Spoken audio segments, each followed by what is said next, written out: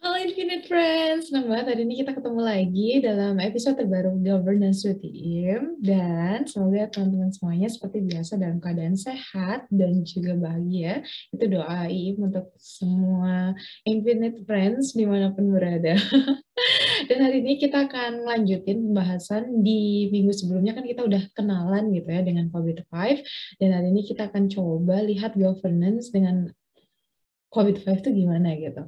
Nah, kalau misalnya kita ngomongin tentang IT governance gitu ya, salah satu framework yang emang nggak bisa dilewatin banget adalah COVID-5 terbitan dari Aisaka gitu. Minggu lalu saya udah sebutin juga gitu. Ini adalah salah satu framework yang banyak dipakai oleh organisasi secara global untuk mengakses maupun apa ya, kayak menentukan roadmap atau rencana perbaikan dari tata kelola IT gitu. Jadi no wonder saya pengen banget bahas ini sama teman-teman semuanya. Nah, kalau kita ngomongin IT governance with COVID-5 gitu ya, disebutkan di dalam sana ada 5 proses gitu. Jadi di dalam uh, proses-prosesnya gitu ya, ada 5 proses di bawah domain yang namanya EDM atau Evaluate, Direct, and Monitor. Dan EDM-nya sendiri adalah satu domain yang dijalankan oleh board. Jadi ini adalah tanggung jawab board untuk bisa mewujudkan governance dari organisasi itu sendiri atau governance dari IT di organisasi itu. Jadi ini spesifik ya, bukan governance in general, tapi hanya governance dalam IT. Tapi tentu saja governance IT ini support dan align gitu ya dengan governance yang ada di organisasi secara general gitu. Jadi tetap aja gitu, itu adalah bagian dari governance organisasi. Oke, dan saya akan bahas satu persatu area gitu ya, atau proses yang ada di EDM ini, supaya teman-teman dapat gambaran gitu ya, sebenarnya IT governance itu apa aja sih yang dilihat gitu ya, versi COVID-5. Oke, jadi yang pertama banget adalah ensure, EDM 1 itu adalah ensure governance framework setting and maintenance. Nah, ini adalah gimana COVID ini gitu ya, menawarkan supaya organisasi bisa menyediakan pendekatan yang konsisten, terintegrasi, dan selaras gitu ya dengan pendekatan dari governance organisasi itu sendiri. Jadi gimana sih governance-nya IT itu bisa tadi pertama terintegrasi, konsisten, dan juga selaras gitu ya dengan governance yang ada di organisasi gitu. IT itu nggak bisa jalan sendirian, IT itu harus align, IT itu harus ngedukung governance organisasi, itu harus mendukung tujuan organisasi itu kenapa EDM satu ini tuh penting banget gitu ya. Jadi ini memastikan keselarasan, memastikan integrasi di antara keduanya gitu, governance IT maupun corporate governance-nya atau kayak governance secara sisi enterprise-nya. Nah, di sini artinya gimana? Memastikan bahwa keputusan-keputusan gitu ya yang dibuat terkait dengan IT itu berhubungan atau selaras dengan objektif atau tujuan dan strategi organisasi. Nah, jadi kayak IT-nya bukannya jalan sendiri gitu ya, tapi benar-benar jalannya barengan dengan tujuan dan juga strategi yang ada di organisasi gitu. Dan di sini juga selain dibahas tentang alignment, juga dibahas tentang gimana kita bisa comply, kita bisa nurut gitu ya, bisa ngikutin apa perintah, regulasi, peraturan gitu ya terkait dengan IT.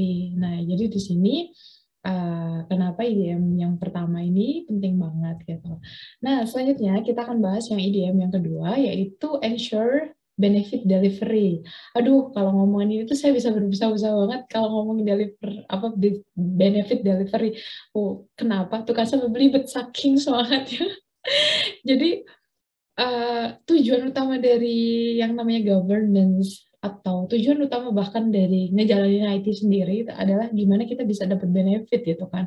Percuma gitu kita udah investasi gede-gede tapi ternyata kita nggak dapat benefit yang setara atau benefit yang sepadan atau benefit yang dipengenin sama organisasi gitu.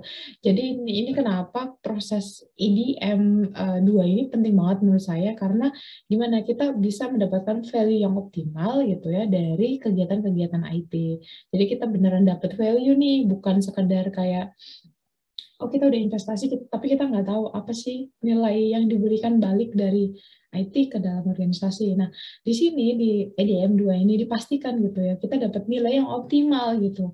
Nilai yang benar-benar maksimal dari penggunaan IT itu sendiri, dan juga gimana kita bisa memastikan adanya cost efficient delivery. Jadi kita ngejalanin itu semua gitu ya, ngejalanin IT dengan nilai investasi yang minimal gitu. Jadi kayak kalau tujuan kita segini, investasi yang minimal itu seberapa sih gitu. Nah, itu kayak kita mengeluarkan dana yang tidak berlebihan gitu ya untuk bisa mewujudkan tujuan organisasi dan dapat benefit yang dituju.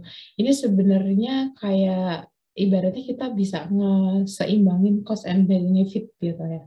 Jadi kita menekan cost rendah-rendahnya tapi benefit sebanyak-banyaknya. Tentunya dengan selaras ya dengan tujuan dari organisasi. Jadi benefit banyak kalau nggak selaras sama tujuan organisasi juga nggak bunyi gitu ya. Jadi tetap aja gitu cost and benefit tapi selaras dengan tujuan organisasi atau bisa ngedukung dari kebutuhan organisasi.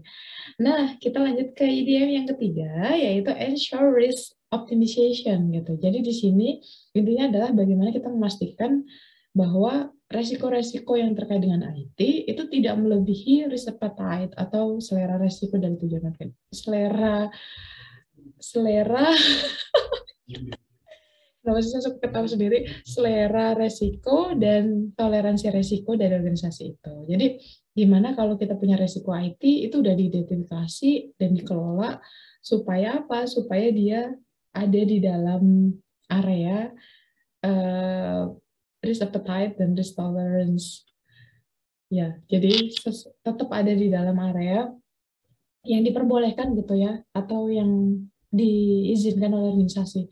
Organisasi pasti punya selera risiko, organisasi punya toleransi risiko. Nah, gimana resiko-resiko IT itu ada di dalamnya, nggak berlebihan, nggak lebih dari itu gitu ya. Kalau lebih ya berarti harus di-manage gimana gitu supaya apa? Supaya kita nggak menghadapi resiko yang terlalu besar yang tidak diinginkan oleh organisasi. Oke, kita move on ke IDM 4 yaitu ensure resource optimization. Nah, di sini intinya adalah gimana memastikan kita kebutuhan resource kita itu dipenuhi dengan cara yang optimal.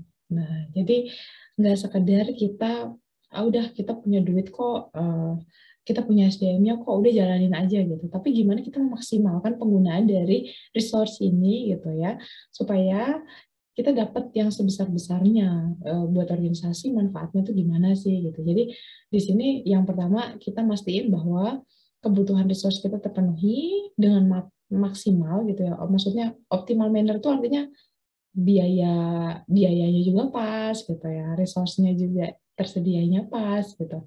Jadi nggak berlebihan atau nggak berkekurangan gitu. Kedua, cost-nya juga optimasi. Teman-teman maaf ya, saya tuh kayak agak belibet hari ini. I don't know why. Maybe because this is weekend. I'm not supposed to think. Tapi saya maksain untuk tetap tapping Infinite Audit karena uh, saya pengen tetap bisa setiap minggu tuh ngasih materi yang semoga bermanfaat ke teman-teman. Oke, I'm so sorry kalau saya agak terbata-bata. Semoga tetap masih bisa dipahami dengan jelas. I'm so sorry. Oke, kita lanjut. Jadi ada yang 4 intinya adalah bagaimana kita memaksimalkan resource-nya. Gitu, teman-teman. Dan yang terakhir adalah bagaimana kita memastikan transparansi dari stakeholders atau ensure stakeholders transparency. Jadi di sini adalah kita memastikan bagaimana komunikasi kepada stakeholders itu efektif, tepat waktu, dan juga kita punya apa ya? Basis waktu untuk pelaporan gitu ya yang bisa meningkatkan performance, juga kita bisa cepat-cepat atau bisa timely gitu ya, tepat waktu dalam mengidentifikasi area perbaikan dan juga memastikan bahwa IT ini sudah bisa mendukung tujuan dari organisasi gitu. Jadi di sini ada intinya kita bisa berhubungan gitu ya, berkomunikasi dengan stakeholders, transparan juga informasinya. Jadi kayak selain transparan juga tentu efektif, tepat waktu gitu ya, yang mana memungkinkan kita mengkonfirmasi bahwa stakeholders kita tuh dapat benefit yang mereka mau, dan juga kalau ada area of improvement, kita bisa dapat dengan timely, sehingga kita bisa segera memperbaikinya. So, that's all dari semua area EDM yang ada di COVID-5, dan saya akan lanjutin episode selanjutnya masih dengan topik yang kayaknya tetap tentang COVID, karena masih banyak banget dari COVID yang bisa kita gali. So, stay tuned untuk episode minggu selanjutnya. Kita akan tetap bahas COVID, and I hope that everyone is happy and healthy as usual. Saya selalu ngulang-ngulang ini because ya, saya sadar banget itu yang paling penting sih sebenarnya, kita happy dan kita sehat. Gitu. Oke, teman-teman semuanya. Sampai bertemu minggu selanjutnya. Terima kasih.